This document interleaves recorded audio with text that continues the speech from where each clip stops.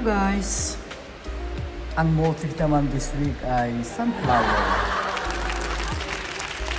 Parang maubusan ng klase ng bulaklak sa Saudi dahil weekly nagpapalit dito ng bulaklak. Dito sa main entrance talagang binago nila yung bulaklak. Siyempre dito naman sa parteng fountain, iba naman dito. Ito yata yung tinatawag na lily, parang bulaklak ng kalabasa. Tapos yung dahon niya, tunay yan, hindi yan plastic.